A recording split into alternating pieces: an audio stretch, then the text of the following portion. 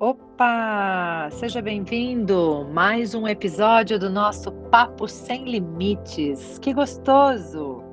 Bom, hoje a gente vai falar um pouquinho sobre um caso de uma criança em seu processo de adaptação escolar. Mamãe tem algumas dúvidas e eu busquei dar algumas orientações que eu acredito possam ser úteis para qualquer pessoa nessa fase de adaptação escolar, né, com as suas crianças. Então, fica aí para você esse olhar sobre esse caso de adaptação escolar de um bebê, uma criança bem pequena, né? E as orientações que eu dei. Veja se faz sentido para você. Eu sou tua aluna do manual da Mãe Sem Limites e também do Enxoval. Certo. E eu te perguntei recentemente sobre a questão de deixar a criança dormir sozinha no berço e tal, porque a gente acabou fazendo essa transição, e eu Uhum. acabei ficando um pouco preocupada se foi o caminho certo ou não e tal, daí tu esclareceu para mim sobre isso. E Uhum. aí eu comentei contigo que a gente estava com a ideia de manter a minha filha em casa até os 2 anos, só que como eu moro no exterior e por causa aí da pandemia, meus pais, ninguém conseguiu vir dar uma força, tá bem puxado, assim. E aí eu cheguei à conclusão de que ela realmente vai ter que começar a escolinha, porque Tempo eu, disso. eu já tô no meu limite mesmo, assim, Uhum. de até da minha saúde, sabe, Que mental e até você física. falou assim, ela é bem novinha, eu acho bem novinha, mas estou nesse É, momento e tal. Aham. é. Lembro. Então agora ela tá com 18 meses. Uhum. E a gente está programando de colocá-la na escolinha 3 vezes por semana. E a minha dúvida, Isa, é a seguinte: aqui a adaptação é da seguinte forma: você vai uma semana antes da criança começar, fica uma horinha lá com a criança, daí, por exemplo, ela vai 3 vezes por semana, 3 vezes por semana, na segunda semana ela já fica lá sozinha. Uhum. E aí eu queria te perguntar, assim, o que que tu indicaria na questão da adaptação? Qual seria a melhor forma de Uhum. adaptar? Porque eles são abertos se eu chegar com uma outra ideia. Então Legal. eu, Aonde que então eu você mora? gostaria de... Eu moro na Nova Zelândia. Nova Zelândia. Ai, que delícia, quero conhecer um dia. Vou aí ainda um dia. Ô, Dani, já tô assim, tá? Na intimidade. Ô, Dani, uma ideia que eu acho que é interessante você pode começar a ir para a escola, fazer o caminho de ir para a escola e conversando com a sua menina, né? Explicando que vai começar a escola, que é ali, ó, que vocês foram hoje para ver, que vai ter um dia que você vai, que ela vai ficar lá, vai dar tchau, mamãe, vai fazendo tipo um ensaio, né, com ela Uhum. desse processo, dessa ideia, porque ainda é um bebê, 1 ano e meio, né? Então ela vai começar a entender mais ou menos, mas assim, não vai ser pega totalmente de surpresa na hora que isso acontecer, né? E aí você segue, né, o protocolo. Se a escola permitir, se você perceber também que ela não vai, porque a gente não sabe como que a criança vai reagir, né? Tem crianças que vão muito bem. Eu tenho uma sobrinha de 2 que vai na escola desde 1 e pouco também, e que não olha nem para trás, desde o começo. Dá tchau assim, meu irmão fala, ó. Ela não vira nem a cara, ela está indo para frente, ela só levanta a mão assim, dá tchau, ó. Nem olha para os pais. Então, crianças de temperamento forte tendem a gostar do estímulo da escola, sabe? Se for uma escola respeitosa, legal, e aí deve ser, né?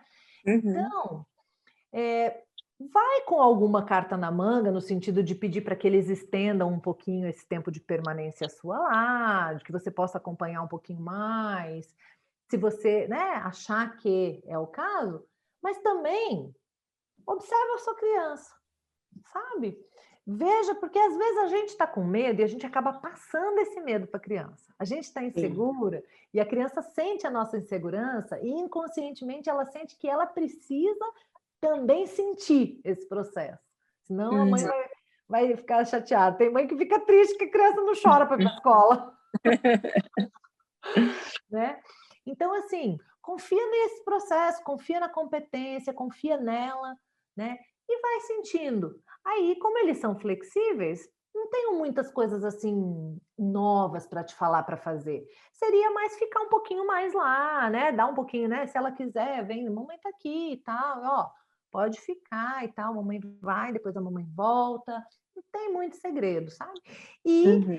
estar segura, claro, aproveita o tempo que você está lá, né, para observar, para ficar segura, para ter clareza de que são pessoas que gostam de criança, que têm o brilho nos olhos, né?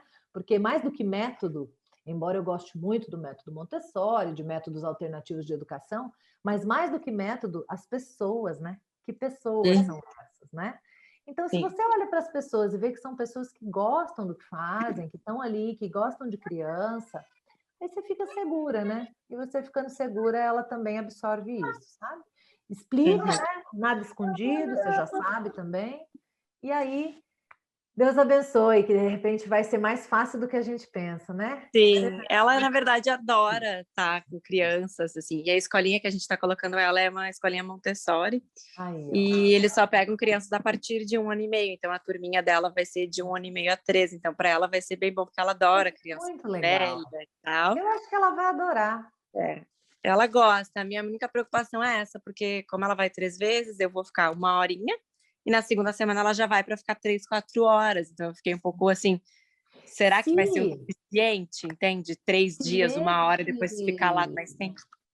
Se nesse período que estiver acontecendo, você tiver alguma questão mais, né, nesses dias, você observar e tal, faz contato e sinaliza no WhatsApp para a Vivi, para não correr risco de eu demorar para responder e não adiantar, sabe assim? Se acontecer alguma coisa mais assim que você acha que vale a pena a gente saber e tentar orientar, me manda na plataforma e avisa a Vivi pelo WhatsApp, que aí eu vou dar uma atenção específica no período em tempo para ver se a gente... Mas eu acho que não vai ser muito diferente disso, sabe? De tentar, deixa eu vir mais uma semana, né? Deixa eu... Sim, é porque eles falam assim, vai ser o suficiente uma semana antes, 1 horinha, depois ela fica, ela vai chorar e depois um dia ela vai parar. Eles são meio assim.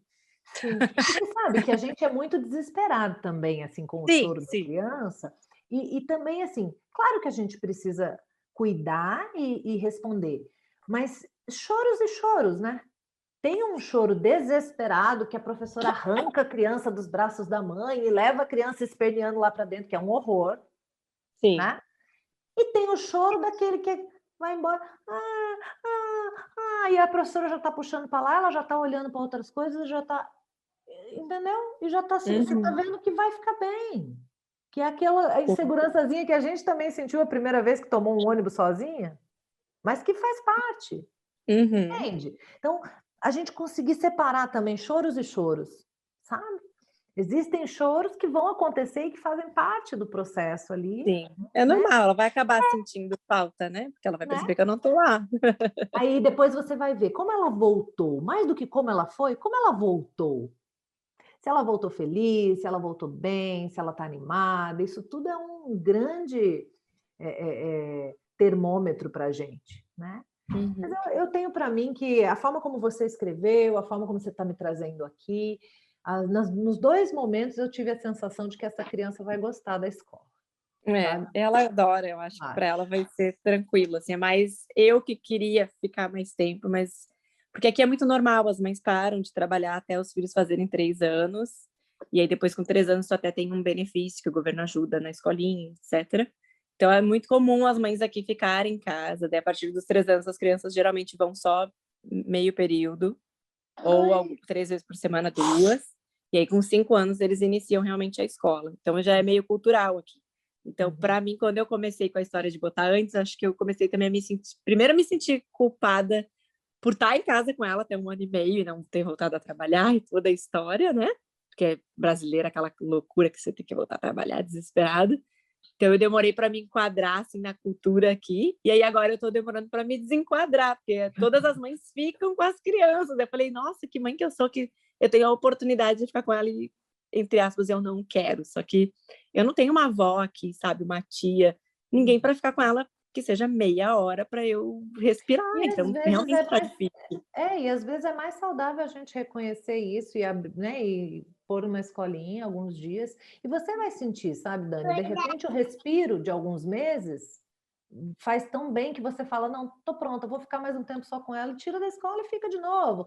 Não precisa ser tão, né, uma decisão pro resto da vida, assim, sabe? Sim. Nesse período, você vai tomando decisões. Ah, não, já tô bem, quero ficar mais um tempo com ela só em casa. Ok, sabe? Não tem um grande problema, né? Claro que é legal ter uma decisão e não ficar mudando muito também, né? Óbvio, porque a criança precisa da rotina estruturada. Mas não, também assim, né?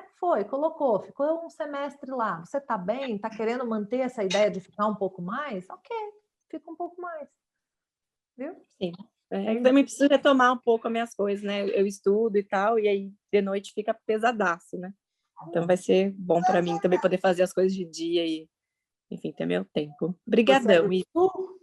Eu sou de Porto Alegre. Porto Alegre, eu vi um sotaque, eu adoro. E uma melhor Obrigada. amiga gaúcha de Porto Alegre. Legal. Eu fiz teus cursos, eu já também fiz a formação de disciplina positiva. Eu estou fazendo PNL lá no Indesp. Que legal, que Então legal. tá bem legal, assim, eu estou com um projeto bacana de trabalhar com alguma coisa nesse sentido, mas eu preciso de tempo, né? Então, sem tempo não tem como. Mas, ó, é aquela história, né? Se você vai trabalhar nesse sentido aí, o seu maior laboratório é ela mesmo. Então, o tempo que você está com ela também, você está trabalhando, viu? Pode ficar tranquilo. Então tá, um beijo. Obrigada, Obrigada. querida. Um beijo.